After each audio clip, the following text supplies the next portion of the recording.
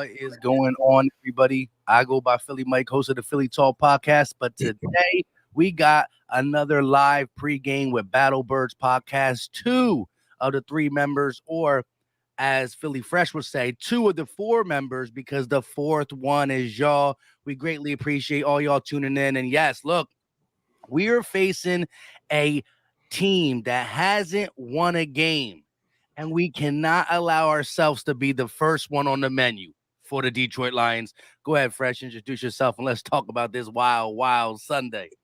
Yo, that man, you know what it is. You know what it is. Gate City will be here a little bit later, man. But like you said, man, full for the Battle Bird podcast. What's going on, y'all? Today is Halloween, and for Halloween, I need the Eagles to dress up as winners for their costume. That's what's going on today. That's what's going on today. I hope they dress up as winners, man. We're playing like my man just said, like Mike just said, man. We're playing a team that has 0 wins. I mean, we only have 2, but you got to beat this team. You got to beat this team. And what's crazy is we seen what they did last week. They came out swinging, and that's not our best attribute when it comes to that. Is when a team come out swinging, we can't counter. So that's the scary part. And also the other scary part is they got nothing to lose. I mean, we shouldn't either at this point when you look at it. But, you know, maybe you can get yourself on a win streak, and maybe, you know, you can find yourself in a winning record situation.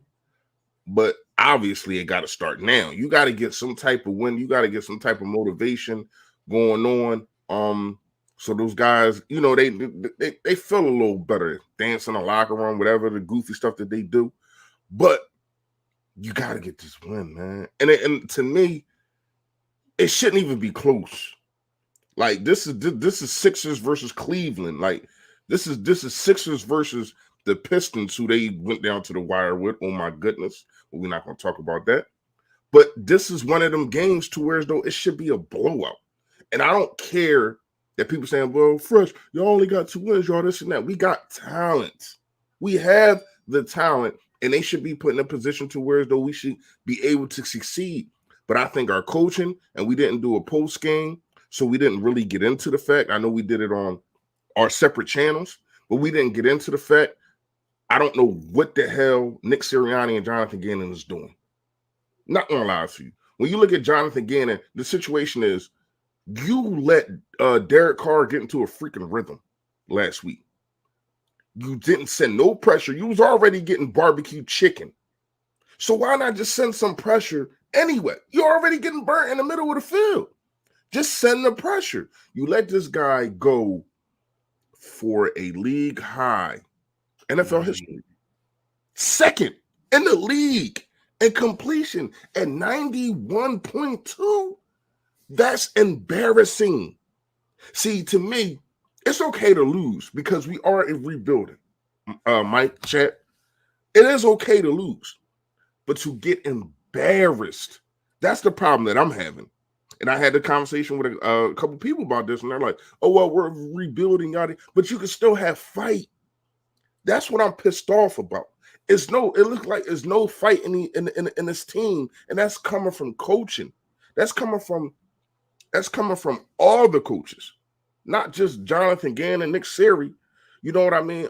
There's no fight in this team, and it's starting to really piss me off because how in the hell you just don't get no pressure on Derek Carr, let him sit back there, be able to text his mom, text his girl, and all type of stuff. He can do anything he want, and then throw the football. He just had all type of time. I get what Fletcher Cox was saying. I don't think he should have said it the way he said it. Talking about he don't get paid to cover screens or whatever the case may be. Well, you getting paid to do nothing right now because you're not getting no sacks. Yeah. So I got a problem with a lot that's going on with this team, but a win can make me fall back a little bit. A dominant win, I would like that. But I mean, I guess I'm wishing on a star, whatever the case may be. But I think that it can happen. You have to go out there and punch this team in the mouth because that's what they're going to try to do to you. They came out with Swift, 60-yard touchdown from the rip on LA. Onside kick, which they recovered and we didn't. Yeah, a lot of trick plays, and that's what you get from a desperate team.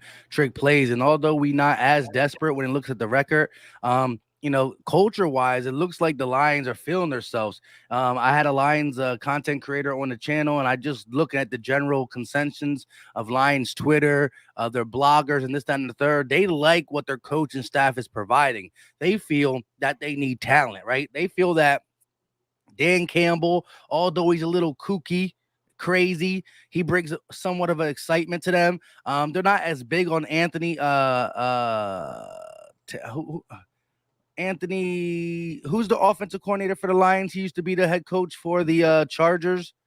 I don't Uh, know. Man. I ain't gonna lie to you. Chat will let me know.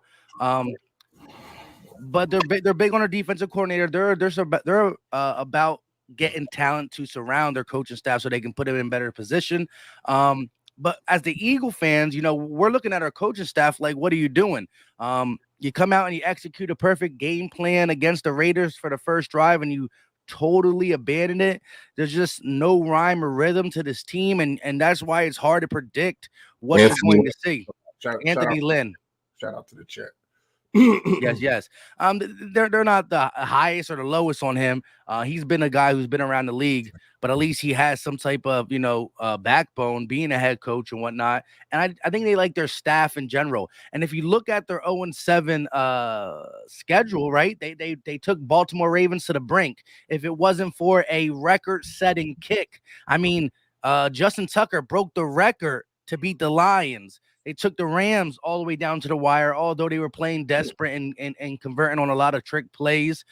They played the Niners tough on a comeback, and they also lost another game, the Vikings game. So they lost a lot of games by the skin of their teeth, and these are respectable teams. The Vikings turn it around, Ravens are the Ravens, and the Rams are the Rams.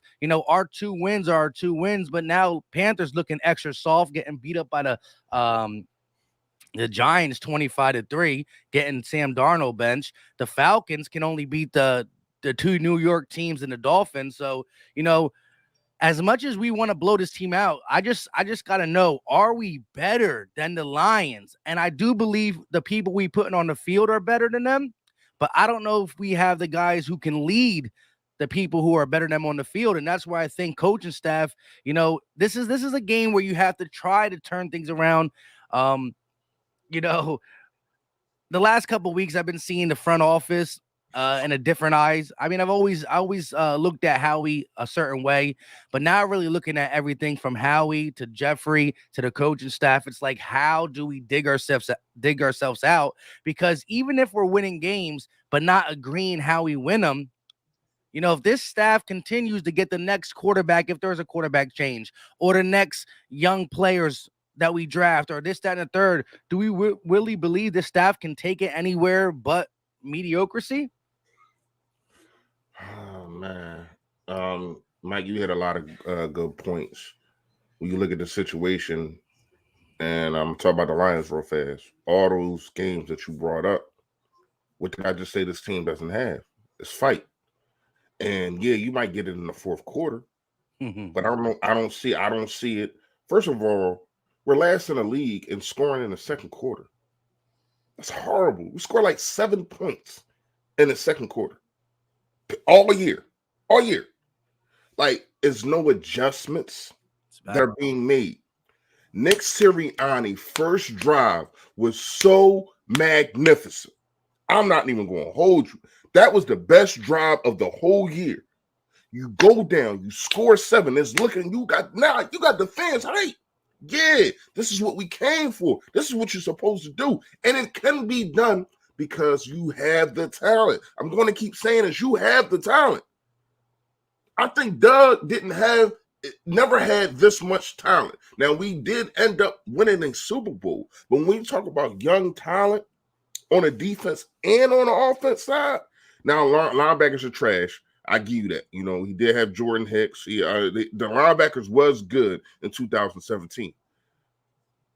I think they're not being used right. Also, when it comes to Jonathan Gannon, I would like to see more of a three safety set. You know what I mean? Instead of a 3 linebacker set. Kayvon Wallace, he's off IR. I'm not sure if he is eligible for this game, available for this game, should I say? And we finally brought up Jordan Howard.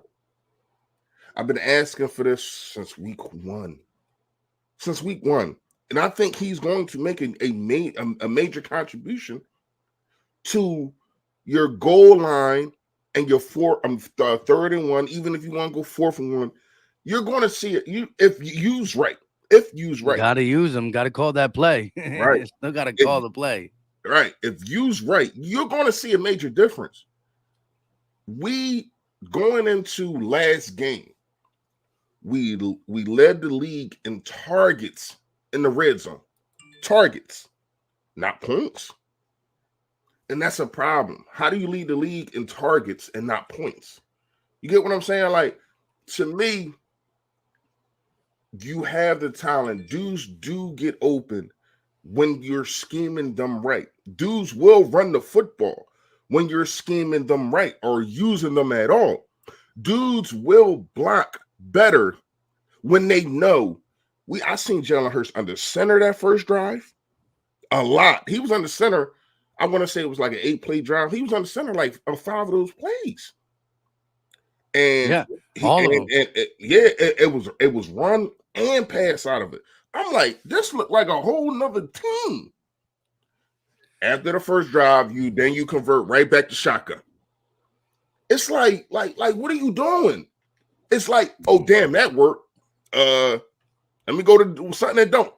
I just don't understand his mindset when it comes to the situation of situational football. You come out, and Jalen Hurts definitely got to play better. He's not gonna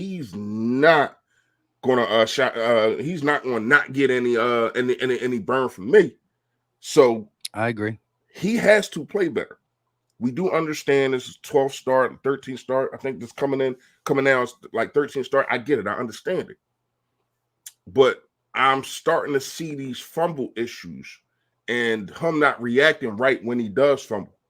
We had the one fumble in the end zone when he should have just kicked it out of balance instead of trying to pick it up, and I don't know what you was going to do after that. Get sacked instead of turning into a safety. It's going to be a touchdown or because you probably fumble again. I don't know. But he definitely has to play better. But I don't think he's being put in a position to be comfortable.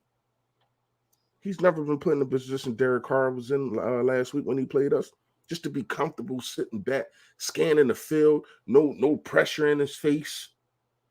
Because when you see your 4 guys not getting home, you don't send a 5th. I don't understand that. It's so many situational football that is so easy. A caveman can do it.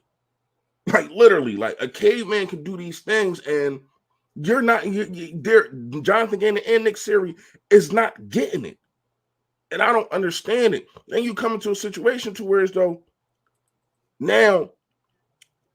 I do agree because Ike Reese. I listened to Ike Reese on WIP. He said, he was like Nick Siri.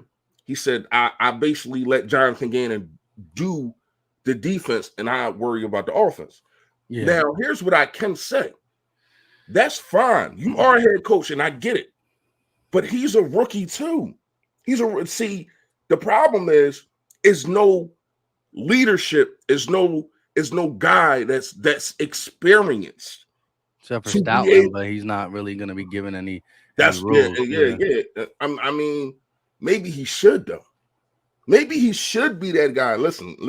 I don't know why he just doesn't stay in the locker in whatever game plan they're doing, because he's involved in the run game, the pulling the blocks and all that. I don't understand why he says, "Hey guys, look, I know y'all running the show, and I'm just a veteran dude. Yo, do you see how much success we have when we run the ball?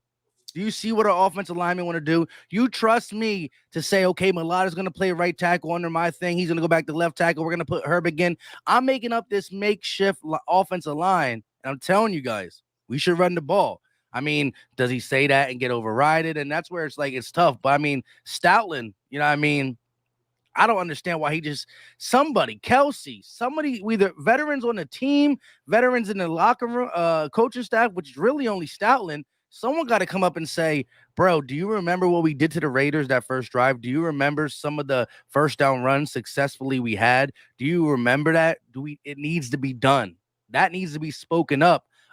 Unless it's being shut down from, the up above. But once you get into that kind of category, then it's like, no, why are we even talking about the games anymore? Because it's tough. Can't beat the top dog and ownership and stuff like that. It stinks. But Fresh, what is your take on the Lions defense, right? How they are against the run, against the pass. How do you think we can, if we, call more of a balanced player, even if we are pass happy, where would you like to attack the Lions on that defense? I do know that they got a good corner. I can't remember his name. Okuda's out. They have this young dude who has been actually stepping up pretty good. I forgot his name. What the Lions content creator told me about him, that when Okuda comes back, it's going to be a hard time for him getting that number one corner spot back, maybe the second. But they do have Man, two young guys. He playing that good? He's playing pretty good. Okay. Well, Okuda, even though he was a first round pick, he was struggling. Oh, I ain't know that. I did. I ain't know that. I ain't know he was struggling, but I do remember them picking him up. That's their first round pick, right? Yeah, he was like a top 7 pick. Yeah. So, damn. You just changed my insight on things. Run the damn ball. Run the ball, and can we please utilize the middle of the field? Can Dallas Goedert get some more touches? I think Nick Sirianni, what he tries to do is he tries to work from outside to go inside. And then once the outside don't work, he just like, all right, I'm just going to keep going outside so I can go inside. No, go inside to get outside. If y'all don't understand what I'm saying is, utilize the middle of the field. So run the ball. So you can probably get 8 men in a box. How many times, Mike, chat, have you seen 8 men in a box against us? Probably never. Because what for? They know we're not gonna run a freaking ball. Only sometimes to look at Hurts if he's extra, dropping a spy in there or something along them lines, but nothing for the running backs, and barely. And that's what I'm saying. When you look at the situation, he's trying to use the outside of the numbers too much to me. Once again, everything's down the field. Instead of in the first drive, you utilize the middle of the field. You use Dallas Goedert. You know what I mean? You use Miles Sanders. And to me, I know Miles Sanders is out, but you still got Gainwell. I think he's going to get a lot of touches this game. Probably going to start in my fantasy. But when you look at the situation, he is not attacking what needs to be attacked. But then you turn around and you look at your defense getting gashed by the things that you're not using. To me, Nick Sirianni want to talk about competition, but it seems like he's a checkers player, not a chess player. He don't know how to play chess. He don't know strategics. He don't know strategy. He doesn't know how to, and I understand he is a rookie head coach. I get it. But this is where we fall short because you don't have a veteran guy in that locker. You pick your own staff. That's cool. That's understandable. But you don't have no veteran guys really, and that's going to be a problem. And then the veterans on your team, they got the C on their chest. Some of them are speaking out. So now it's looking like you're losing a locker room. But what can change all that, and I don't care that it's the Lions, is a win. Is a win. You have to come into a situation and you have to understand that these guys, they're tired. They're tired of seeing the same things over and over and over again. They're tired of seeing you be insane. Nick Sirianni is insane. He is. Doing the same, and insanity is doing the same thing and expecting different results. He is doing the same thing, not running the football. But you did do it your first drive. I give him that. Not running the football, not utilizing the middle of the field. Keep only Quez Watkins is not getting enough touches. Using the screen, but not bubble screens. Once again, that's the middle of the field. So to me, man, I'm looking at the situation and he need to be better, bro. Like Nick Sirianni has to be better. For us to beat the Lions, we got to run the football. I definitely would use Jordan Howard a lot. First of all, he played against the Lions a lot in his career by playing with the Bears. Mm-hmm. We know it's a different team, but we're at Detroit, so I don't know if the fan base is they should travel probably, but it's probably going to be 50-50 fans because the Lions stink, and I don't think nobody's really going to those games like that. This might be one they do because in Lion Nation, they had their calendar circle the last 2 weeks saying this could be our first win. Talking to some of them guys, they looking at us like we're sweet. And at this point, I don't see why they shouldn't, especially when they listen to us rag on our coaching staff, rightfully so. But looking at some of the things the Lions don't do well, before I tell you what they can do good against us. In the first 7 games, they have allowed 17 sacks. 17 sacks in 7 games. Their offensive line is better than it's been before, but they are beat up a little bit.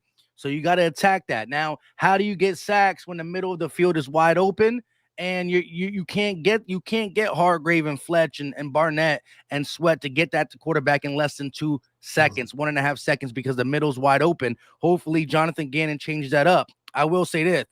I hate Jonathan Gannon right now, to be honest, but he does show a different style of defense when he plays against the Sam Darnolds and the Jared Goffs of the world. Derek Carr shouldn't be categorized with the Dak Prescotts and Tom Brady's and Pat Mahomes, but the way he beat us up made him look like that. When you look at what their defense is against the pass, the Lions pass defenses have allowed almost 115 passer rating to quarterbacks, which is like last in the NFL. And they almost give up 10 yards per pass attempt, which is also last. So quarterbacks passer rating against the Lions have been good. Their yards per attempt have been high. You don't have to check down on the Lions, something that the Eagles do a lot with the bubble screens and throwing to the flats, whether a lot of it is Nick Sirianni and some of it is Jalen Hurts. We're going to have our 20-plus yard passing plays available if we attack the middle. The Lions give up chunk plays. Now, they do tighten up in the red zone, so I would like to see the ground game, whether it's Jordan Howard, whether it's Kenny Gainwell, whether it's Jalen Hurts. Once you get inside the 7-yard lines, 5-yard line, Jalen Hurts is deadly as a runner there. I'd rather see him run there than at our own 20. So I think you got to exploit Detroit for who they are. The young guy stepping up on the outside, he's stepping up, and being better than Jeff Okudah is not saying much because he's been really bad before he got hurt. So I still think the Lions secondary is inexperienced. I think they give up chunk plays. They're dead last in passer rating to the quarterback and yards per attempt. Take advantage there. Where I think the Lions is going to try to get us is running the ball against us. I do like their combination of Jamal Williams up the middle and DeAndre Swift. DeAndre Swift cooks in the passing game. They pretty much primarily use him in the passing game. Do you know who their best receiver is? Somebody named Khalif. Hold on. What was it? I just saw it when I was looking it up because what's it called told me. The guy who I did the Detroit Lions podcast with, he told me what his name was because I was like, who is even your top receiver? And he was like, it's a rookie. Somebody named, it's not the rookie they drafted. It's an undrafted guy, Khalif Raymond. Khalif Raymond, number 11. So what Jared Goff is going to do, he's going to throw it to TJ Hawkinson. Raymond or Reynolds? No, not Reynolds. Reynolds is I don't know where he's at, to be honest. I know who you're talking about. Okay. He used to play on the Rams, right? Okay, yeah. Okay. Yeah, so somebody named Khalif Raymond had 8 targets, 6 receptions for 115 yards against the Rams. Again, who is he? He's an undrafted guy. Their number one, the guy You they being a drafted, fantasy guy, I should know that. That's crazy. I right? ain't know that. Maybe I could if you needed a receiver from a bye week or injury. I mean, Yeah. 6 catches, 115 yards last week. With Ain't that bad. being said, Goff wants to go to TJ Hawkinson and DeAndre Swift. He wants to check the ball down. But what do the Eagles defense allow you to do? Throw in the middle? Who's going to be there? Hawkinson. Throw to the flats? DeAndre Swift. Do we really think Alex Singleton is going to tackle DeAndre Swift in the open field? This is why a quarterback like Jared Goff could come out smelling like, do I dare say it? Flowers. He could come out smelling like roses because he's going to complete the easy dump offs that Jonathan Gannon sets up for a quarterback. And then when Jared Goff is feeling himself, he'll take a shot over the top to an unknown wide receiver. And that's how they'll beat us because quarterbacks don't stink against this defense. And that's the way I can really see the game going if Jonathan Gannon doesn't come out and say, how did I beat Matt Ryan? How did I fluster Jimmy G? How did I fluster Sam Darnold? They are all in the category of a Jared Goff. Attack this man. Do not let him just dink and dunk, or we're in for a big problem. Jamal Williams is out today. All right, well, that's good. They don't got the thunder to the lightning. Still, lightning still hurts. Speaking of being out, Eric Wilson, healthy scratch. I ain't got no problem with it, but this leads into my next question, for the chat and for also you, Mike. If the Eagles lose this game, and I'm gonna say yes. No, that they lose the game. I'm talking about to the question. I'm gonna say yes. If the Eagles lose this game, are you trading? Are you sellers? I'm sellers either or if it's the right sell. If it's the right sell. I did a video. I mean, just all out. Just start getting rid of all the older guys. Not all of them, but you get what I'm saying. If I'm Miles Sanders, I'm asking to go. Can you trade him though with him being injured? He can't now. No, you can't. You can't. Is he on IR though? No, he still can't pass the. No, they did. I think they did just put him on IR. I think they put Sanders on IR and took Kevon Wallace off. Yeah, they did. You're right. Because that's what happened with Zach Ertz that one year. Remember, we were kind of talking about trading him, and he got hurt right then. Yeah, last year. So Fletcher Cox, I would trade him. Sorry, y'all. Fletcher Cox, I would trade him. You got to look at Ronnie McLeod's record situation, not record, but you got to look at how much money he's getting paid. I probably would try to trade him. He's playing peekaboo. Try to get rid of Andre Dillard. I mean, I'm trying to get as much picks as I can because if you lose to the Lions, it's nothing but the future. It's no now. It's no now. I'm sorry. It's no now. Everything is the future. You cannot lose to the Detroit Lions. And it's crazy that we got to have this conversation about it, but it's realistic. That can happen. Now, I'm not saying it will, and I'm always going to pick the Eagles.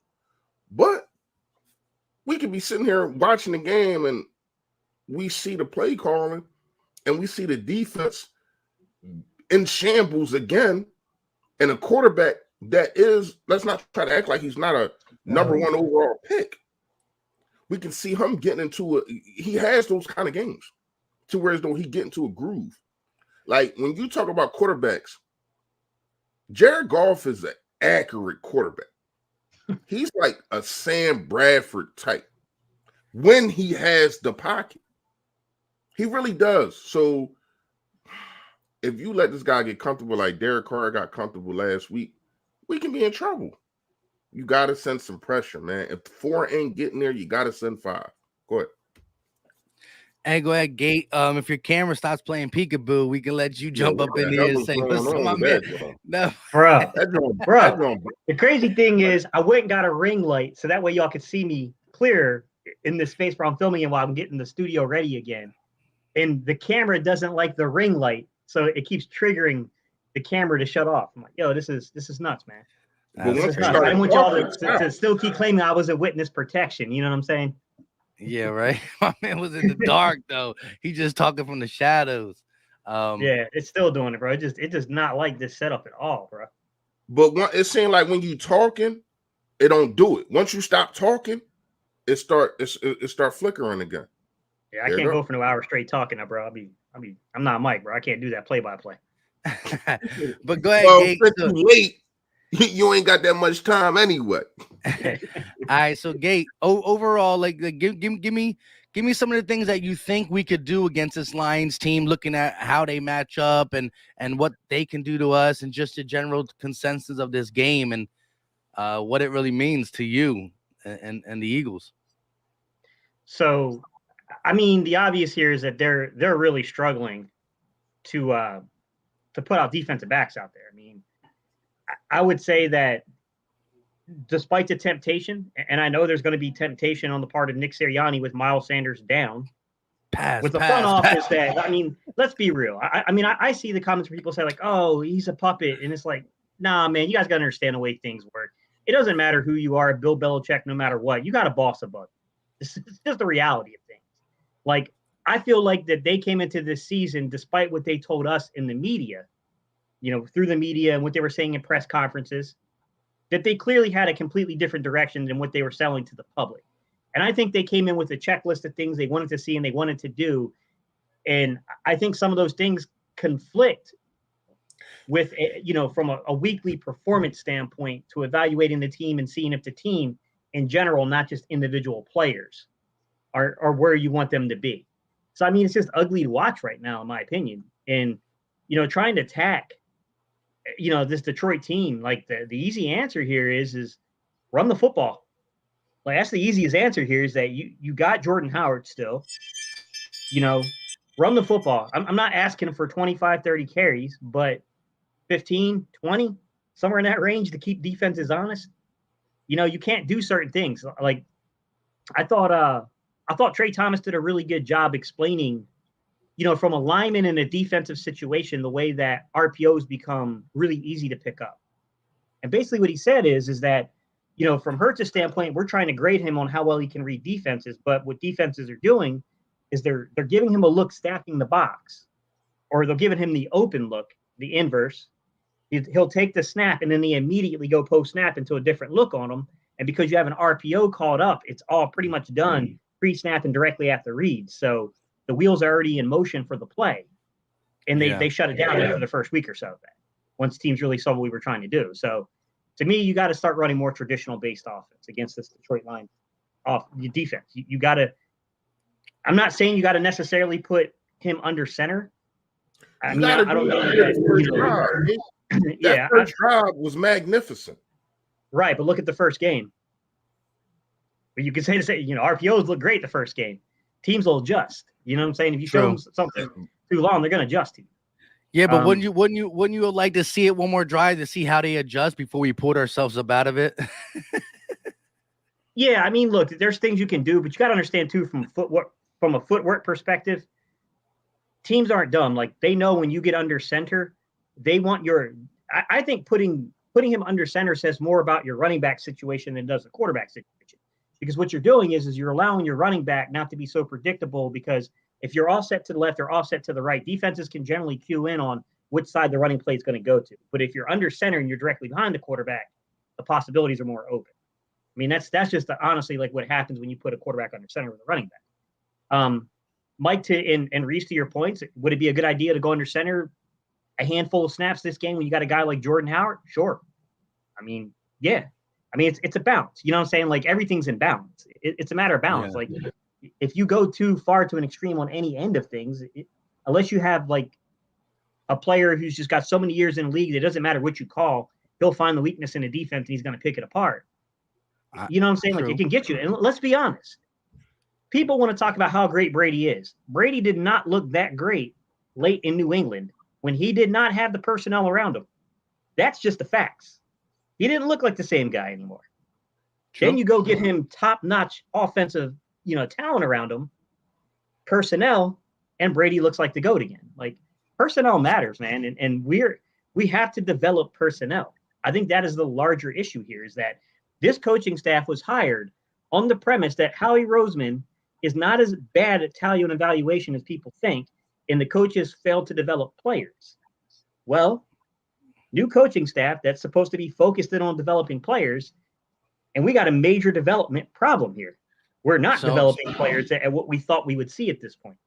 So what we're saying is maybe Howie's not only wrong at evaluating talent, he's also wrong at evaluating the guys who can help us evaluate talent. It's tough because I think Howie's compounding the problem. And I'm not saying like I'm not on the board of this train to fire anybody yet. I mean, you got to let things play out. But when you judge the coaching staff, when you judge the quarterback play, when you judge the skill position receivers, we also, like I said in the video, you got to take into account where all these guys are coming from. They're coming from, Big 12 spread offenses. They're coming from small schools that run spread offenses. They're coming from non-traditional offenses. They're all clumped up together. And now you have this massive developmental task in front of you. Some of that is on the guy that's evaluating the talent, not balancing the decisions between big and small school players. Guys that run more traditional offenses versus the more college spread offense stuff, which, to be fair, most of college football is going more towards the spread offense. Like, it won't be long. I mean, even Alabama sent Nick Saban sent people down in like 2008, 2009 down to West Virginia to watch what Rich Rodriguez was doing. Because Rich Rodriguez is the person who really accelerated all this. So, I mean, it's not like, you know what I mean? Like, to some extent, it's everything compounding together, right? Like, you can't just say, oh, the quarterback can't read defenses. There's probably part of that statement that's true, that he's probably not that nuanced at this point in his career at reading coverage.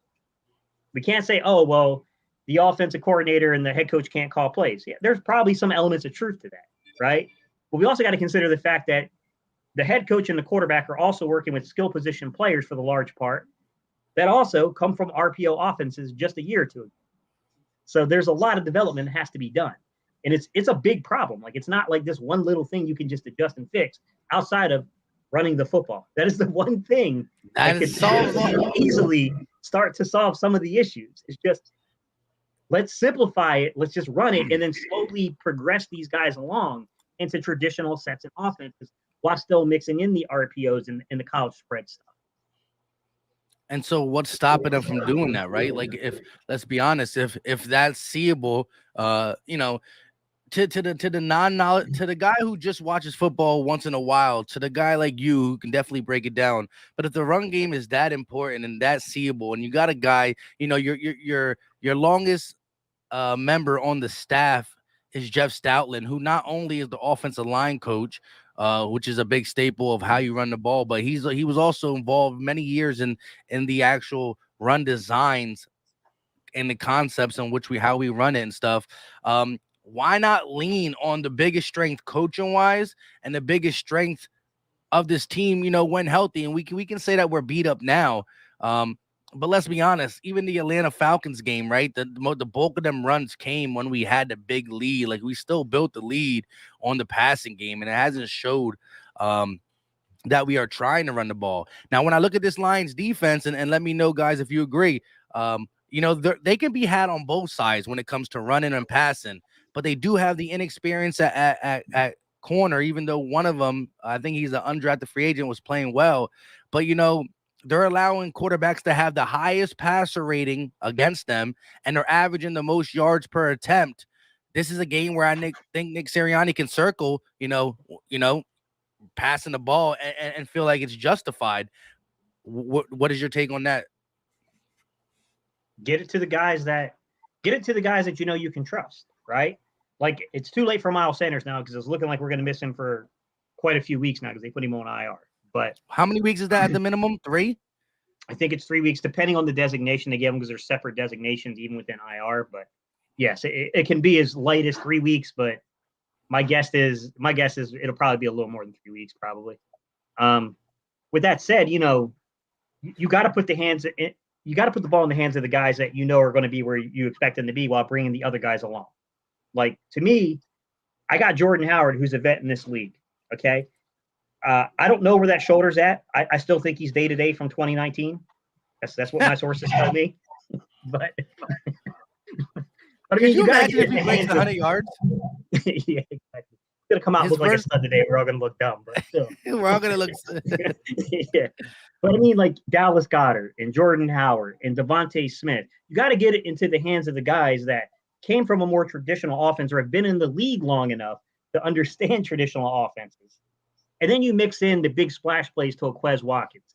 You let Rager maybe do some stuff out of the backfield and on some crossing routes, trying to break free with his pure athleticism, but they shouldn't be the focus. You shouldn't be trying to make game plans to encompass them. They're just kind of additional guys. To me, if I'm walking in here, give me Gainwell, give me my running backs. Give me Gainwell, give me Boston Scott, give me Jordan Howard, then give me my tight end that is about to be one of the highest paid tight ends in the league. Let's get that guy, maybe he should be a focal point of the offense. Let's just be real. And then give me the guy that we spent a top 10 pick on.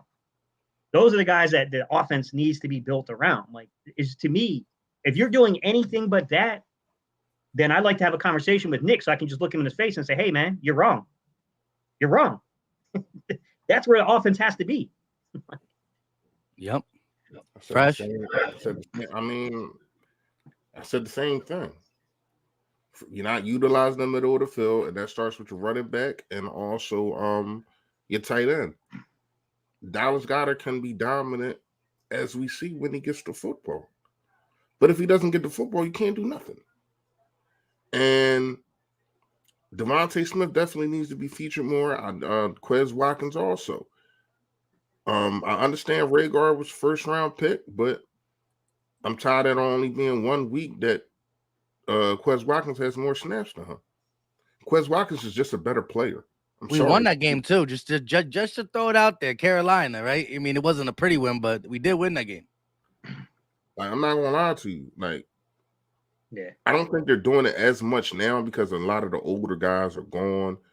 But I don't care where they're drafted. I don't care how much they're getting paid. If they're not playing better, they shouldn't play over a guy that's playing better than them. And that's the situation that is looking like, because now it's not abundantly clear like Rager is getting way more snaps than Quez Watkins, but he is getting more, and that's less opportunity. Quez Watkins can do something for you if he's not on the field. So when you look at the situation going into this game, those things has to be adjusted. And Gates, I get what you're saying. People adjust, but that first drive, like Mike, you said it, that first drive, why'd you go to anything different? I understand Miles Sanders got hurt. You still got another running back. You still could have. He got hurt on the third series too, so it's not even like they could say, Right. So you come into a situation to where as though your first 15 scripted plays, magnifico. So why change until they change? Don't change yourself. Don't change yourself until they make you change. Then you make adjustments. So you mean to tell me you don't want to make adjustments when things are going wrong, but then when they're going right, you make adjustments? To me, that's funny to me, man. It makes no sense. I didn't understand it. I didn't get it. And then when you look at the defense side of the ball, once again, we talked about it. Gates, Gates, Steve, you being a quarterback, would you have loved to have been Derek Carr last week? To go 90. Yeah, that was the softest zone I ever saw in my life. To go 91.2 second in NFL history. Like, when you look at that situation, it's like, to me, those things are embarrassing. And I'm regurgitating what I said earlier because Gates, you wasn't on a lot. To me, I get it. Nick Sirianni, he's a head coach. He's going to make mistakes. Doug did the same thing. But is nobody on the team other than the offensive line coach that's really got experience. So it's nobody to really turn to. You got captains on your football team that's speaking out saying that he doesn't get paid to stop screens and yada, yada, yada. So you got all this stuff going on. And Nick, I think right now, the water's above his head. And he's trying to swim up there. But, man, somebody's pulling his leg down, so it was hard for him to get air. He's drowning. Exactly. He's drowning. It's too much too soon for him. Yeah. It's a lot going on, and it's probably more going on inside the locker room. Not only are you losing the fan base, it seems like you might be losing the locker room. Coaches might not. Coaches has probably got some murmurs behind your back. Oh man, I could have did a better job than they. Stuff like that. So winning helps everything, and I think today you should have a dominant win. I understand, Fresh, we only got 2 and yada yada. I don't care if you come out and make adjustments when you need to. You should be able to. I do understand that the Lions, they do fight, and that's the problem that I think our team doesn't do until the fourth quarter when everything is in shambles. And now we like a chicken with a head cut off, and a lot of teams is playing cover 2. They're playing prevent, and now Jalen Hurts will just run around the field and stat his numbers. So when you look at the situation, man, I don't like the way that Nick Sirianni has no fight in this team. That's all. Yeah, I mean, we went from dog mentality to growing the roots. And of course, I understood what he said. I understand he was trying to say build a foundation. He was trying to, you know what I mean? But you could talk about building a house. Yeah. You could talk about Rome wasn't built. I mean, that's what Jalen Hurts goes to as his go-to saying. Rome wasn't built in a day. We are laying down the foundation. But, could have gone with an oak tree. Yeah, there's so many other ones. And listen, I'm not anti-flowers, bro. My wife bought me flowers. I said, thank you. You know what I mean? I'm just kidding. With that being said, it was the way it went. I think, I do this sometimes too, right? They asked this man a question, and instead of giving the 11-word answer, he gives the 27-word answer that could have been done in 11 words.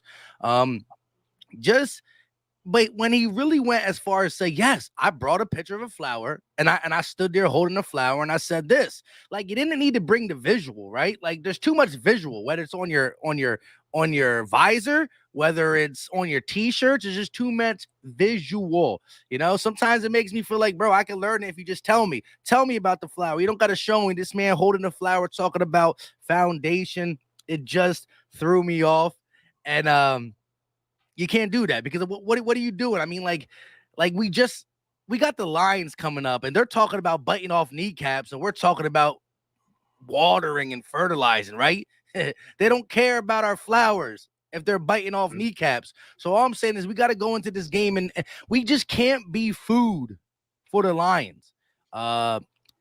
This season is over, most likely, I'm not going to say that we could turn it around because there's nothing I've seen. There's not anything rhyme, rhythm, or like, you know what, we could build off this or let's tweak this. We need to tweak everything, from some players to the staff to the game plan. All has to be tweaked. So I can't build off of anything. However, if the Lions only win one game in the season and it comes back to being who did the Lions beat again? Oh yeah, Philly.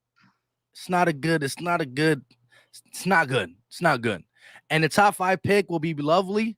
However, you don't want to start living in the top 5. The Giants been there for a long time. The Jets been there for a long time. And they've been drafting top 5 talent, right? They don't look any better. Yeah. Because sometimes it's this too.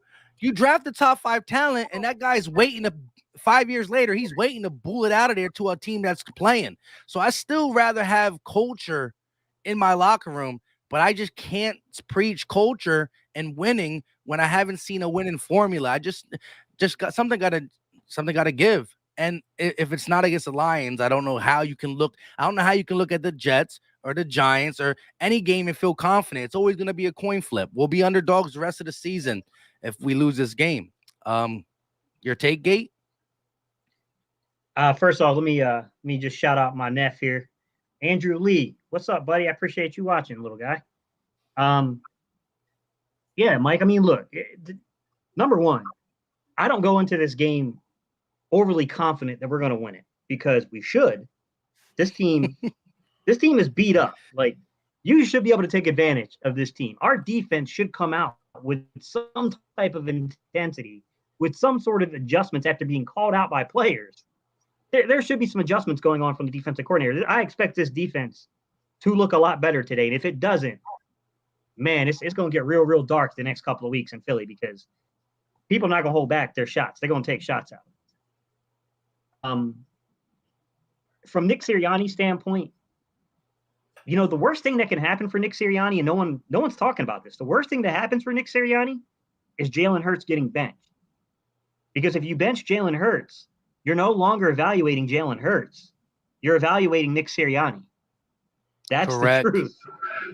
That's the honest to God truth. That's the way that works. Like now, maybe he would shine in that situation. I definitely think Jalen has missed throws that could have extended drives at times. But I can't sit here with a straight look on my face and say that the same things that we said about Carson, we were trying to say, you know, look, Carson's not playing well, but there's a whole lot more around Carson going on than what's being talked about. It's kind of the same thing with Jalen Hurts. He's not playing well. He's absolutely missing throws that need to be completed. He's missing the mark on them. But you know what? At the same time, some guys are getting their hands on footballs and they're not securing the catch, whether it's a well-placed ball or not. They're not making catches they need to make. And at the same time, just look at the way the receivers are struggling to get off. Look at the way that they cannot set up defensive backs.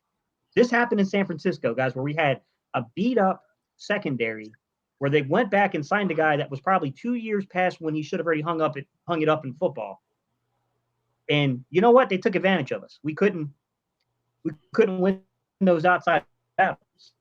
This game has a lot of those same weird feelings to me, except for this one little fact I can hang my hat on. I think Detroit has a very good pass rush. Actually, I think it's underrated, but I don't think they're like a stout defensive like middle.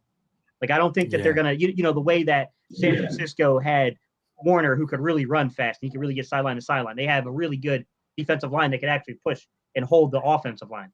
I don't see that same thing from Detroit's defense. So the result should be better than what we got at home versus San Francisco, even though we're on the road. But I don't know, man. I don't have a ton of faith thinking that a team that's beat us 3 straight times, that's beat us when we've been way better than they've been. Twice, the last 2 times they beat us, really, we had the better football team. Like, I don't know, man. Like, I'm cautiously optimistic that this team should come out of here with a win. But there's no way I would ever put money on it. Yeah, me either. I definitely stood away from that on my parlay, and I've been losing some money. I've been doing different parlays, but I've been stay away from the Eagles. What? But real quick, we got 249 people watching. We are live on 3 channels: the Philly Talk Podcast, which is my channel, Philly Fresh's channel, and Gate City Sports channel. Gate City Sports channel. I couldn't say it. I was trying to think if there was a talk on it or not. I don't know. Anyways, definitely hit that like button wherever you're watching it. It goes a long way for the channel. It's good juju for the Eagles, whatever you want to call it. It definitely helps out, and it's free. It's easy. It don't cost a thing. A like goes a long way. We about to talk a little bit more. We're at the 54-minute mark. We're gonna go maybe an hour and 5, so we can do our little rituals and prepare for this game. Because, listen, flowers might come out for the Eagles' funeral if we lose this. There's flowers at funerals, and that's what we'll be talking about if we really allow the Detroit Lions to beat us. It is in Detroit. You know, can we hold our hats on? The Eagles are better, I guess, on the road though thus far this season. It's not really telling because some of our home opponents have been better. But, you know, both our wins came on the road in ATL, in Carolina. Gate City was at 1. So I'd feel better if Gate City was in Detroit right now. You know what I mean? Getting ready for the game. I at least have some better feeling about this game winning. But yeah, if yous had to say what the Eagles are going to rely on in this game more? Just overall, he just got you frustrated, right? they do. What is going to shine? We're going to go to our players and stuff, right? But what is going to shine this game? Is the offense or the defense going to shine? If you just had to say general, that group takes over this game and helps us get a win. Before we get into the individual defense and offensive players that are going to step up in the score prediction, what plays better on the road in Detroit? Offense or defense? Go ahead, Fresh. He says special teams. He's like, special teams. Give my guys some us to go. Our punter, who has been the most consistent player on the team. Yeah, it's crazy. No, but in all seriousness, our punter. No. All right. Let me stop. I'm gonna have to go with offense. I do think the offense was better than the defense last week, even though I didn't like neither one for real. But I did think the offense was better. And to me, you got to punch them in the mouth because, like I said at the beginning, they ain't got nothing to lose. So they're gonna come out here, punch you in the mouth, and or try to punch you in the mouth. And they're gonna do trick plays, onside kicks. We've seen it last week. Against the Rams. So to me, you have to keep your eyes and ears open. But I'm gonna say the offense holds this one down. Go ahead, Gate. I'm gonna say, look, man, I'm hoping for an all three phases game here. I mean, hoping. Yeah. Hope's a big word here. I'm gonna say realistically, I expect the defense to respond. I really do, because my God, if they don't respond, Mike, I don't know what you do, man. If the defense doesn't respond in this game, tell me the bright side going forward when some of these dudes clearly will not be on the team in 2022, who are more of the known commodities. What is the bright side with the guys behind them? Like, I need to pick me up from the defense big time, because I need to see Davion Taylor start to get it a little bit, right? I mean, he looked okay early on in camp from what we could see. I mean, we can't really see all the footage from camp, unfortunately. But Davion Taylor's a third-round pick, right? He's a guy that was very raw, but very athletic, very skilled. We know that he had the physical traits to make it in the NFL. It's just a matter of, could he pick the game up? And then, you look at a guy like Kayvon Wallace that we spent a fourth-round pick on just a year ago. Another young man that I thought was having a fairly decent season before he got injured. Guy that I think we really need to incorporate back into this defense. Then I look at Milton Williams. We just spent a third-round pick on him. For the love of God, play that man as a 5 technique. Let him hold up the edge and shut that stuff down. Give this man some more reps, because we really do need to evaluate this young talent. And then allow him to play that Brandon Graham role. There we go. That's the word I'm looking for. On third and longs, where you can bounce him inside and use his athleticism to hopefully beat a guy that doesn't have the athletic ability to keep up with him on a pass rush. I look past that, guys, and it's like, we spent a fourth-round pick on a corner who's playing special teams. And Zach McPherson. I mean, some of these young guys, when are we going to see them? Like,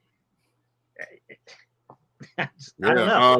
I mean, you might see a little bit more Taylor. I think I know Harris is inactive, and so is Wilson, but I don't think nothing's wrong with Wilson. I think he's a healthy scratch. And he's bums. Y'all know how I feel about Eric Wilson, so I don't give a damn.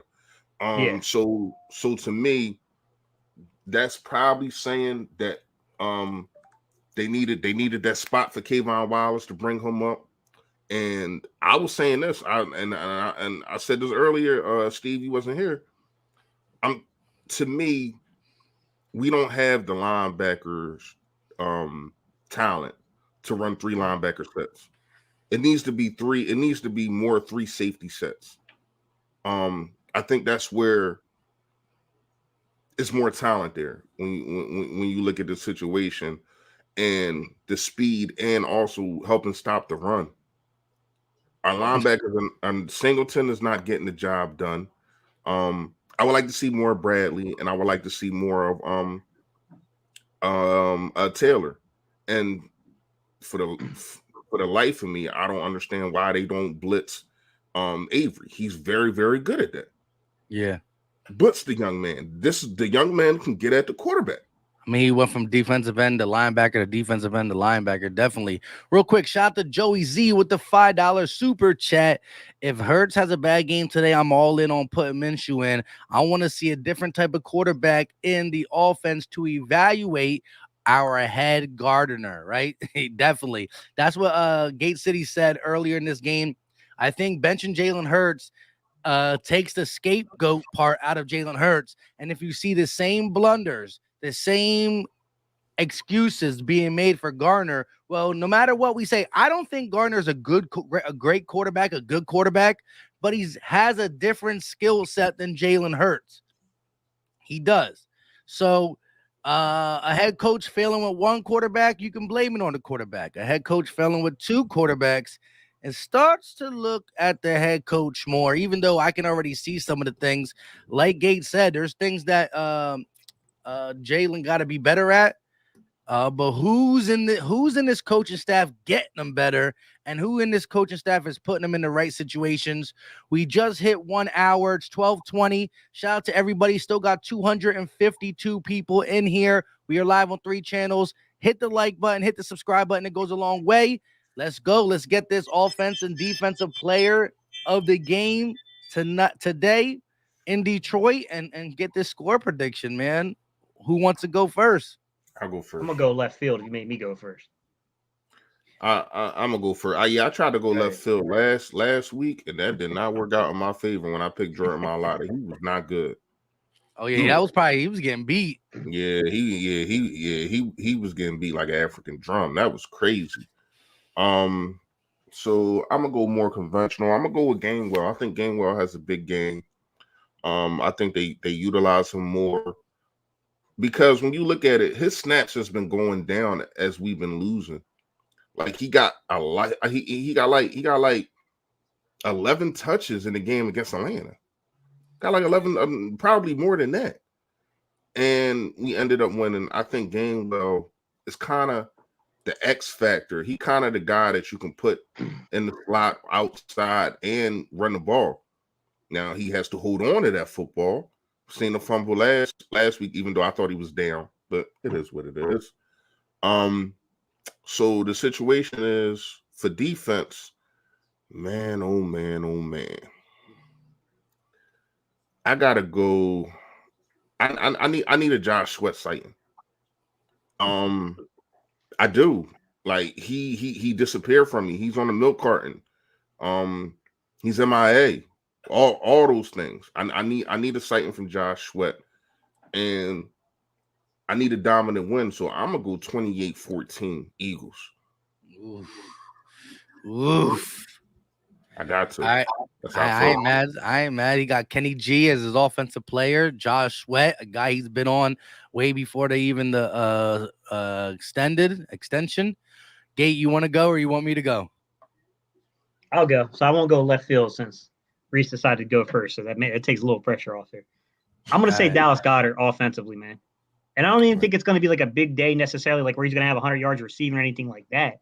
I just think it's going to be an all-around game for him where he's going to have to get nasty in pass pro. He's going to get nasty in run pro.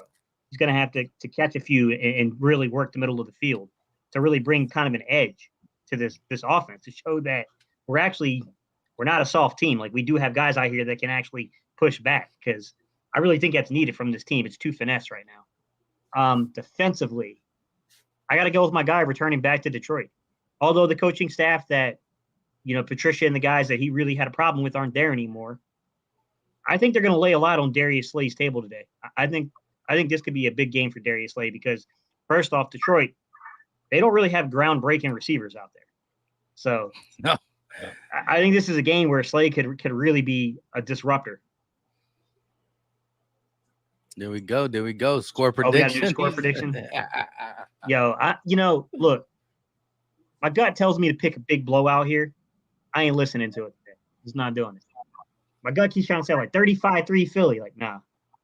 I'm gonna say, look, Detroit has given us so many problems in the past. I'm gonna say 24-21, Jake Elliott, 44-yard winning field goal. Had me on the edge of my seat again. Yeah, They beat us what, the last 7 times or something? Something ridiculous. I think it's like 3 in a row. yeah. I think it's more than that. Rough. Shout out to Jalen Williams with the $5 super chat. He said context to why 68 struggled last week is because the cross chop isn't a common move all pass rushers have, and it works because 68 leans on his heavy punch. So that counter, right? So Jordan Mailata tries to get a quick strike in there, cross chop. See ya. I'm at Jalen. Makes sense. He was getting work though, and it does. Now that I'm reading this, it reminds me of kind of how like he would feel like he was getting chopped and pulled in, and he was just losing quickly against whoever he was going against, Ngakoue, for most of the time, I believe. But shout out to Jalen Williams. Look, when it comes to the offensive side of the ball, look, I gotta speak this into existence. Jordan Howard, the dude gets called up. No respect since 2019. Dolphins don't love him. Doug Peterson don't love him. Nick Sirianni don't love him. He gets called up because of an injury. He's not going to get the ball early. Second quarter, he's going to get the ball, and he's going to rip off a 15-piece. And he's going to truck somebody. And he's going to get up. He's going to feel it. And Nick Sirianni is going to leave him in. Jordan Howard going to have a good game. A touchdown. Flipping it over to the defensive side of the ball. I like the big play Slay call. I like the Josh Sweat call. So I'm going to have to go to another Detroit guy. He didn't play there, but, he has a tattoo of a lion on him, and that's how he met Slay earlier. I'm going to go with Avonte Maddox, probably one of the guys who's been showing up most consistently in our secondary. Got a pick last week, stopped the bleeding, because at one time, the only incompletion Derek Carr had was to Avonte Maddox. Ridiculous. So I wanted to touch on the defensive line because 17 sacks allowed in 7 games. I think we got to get at Jared Goff. He's not a good quarterback, but if the middle of the field's open, your boy Philly Mike can complete, 60% of my passes against the Philadelphia Eagles defense. I didn't get the answer, the offense or defense question. Fresh went offense stepping up. Gate went defense stepping up. Overall, I think more pressure's on our defense just because of how bad the scheme has been, how quarterbacks have been looking against us. In 65 years, we allowed 65 years, we allowed 8 quarterbacks to go over 80%. 65 years of football. 8 quarterbacks went over 80%. 4 quarterbacks already went over 80% this season. Just this season. You're talking about the life of the Eagles. And 1 over 90. And 1 over 90. It's ridiculous. It's ridiculous. So I definitely want to see a defense step up. And we've been able to see them, attack some of the lower tier quarterbacks. But with that being said, it's 12-28. You guys got anything you want to say before we get up out of here? Hey, my score prediction. Hey, Red Wolf Mafia. He's trying to get at you fresh. He wants to know where you can get Philly Fresh merch. Oh, the link is in the description, man. All you gotta do is go to the description, put that little arrow, take you right to the link. You know what I mean? You order it, come right to you, man. Shout out to Print Champs. Yes, sir. Yes, sir. Tay Gowan is playing today. Hopefully, we'll see who gets in. I mean, he's probably lower on the depth chart. You don't want him to get in for an injury to Slay or Nelson, but maybe he gets in on some dime packages if we even created them, because you already heard what Gannon said about the dime packages. With that being said, shout out to everybody who came through. We still got 254 people in the building. Wherever you're watching it, hit the like button. It goes a long way. The like button helps out tremendously. It's free. It's easy. Don't cost a thing. And check out the other members' channels. Philly Fresh right here, Gate City Sports Channel, and the Philly Talk Podcast. Watch a video. Hit subscribe. Win or lose, we're going to talk about it, because the Eagles never go away. Good, bad, ugly, sad. 23-20.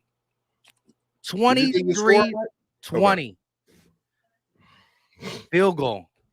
Y'all keep trying to have me on the edge of my seat, man, every time. But I get it. I understand. I get it. You're like, it's the Lions. I'm like, we're the Eagles.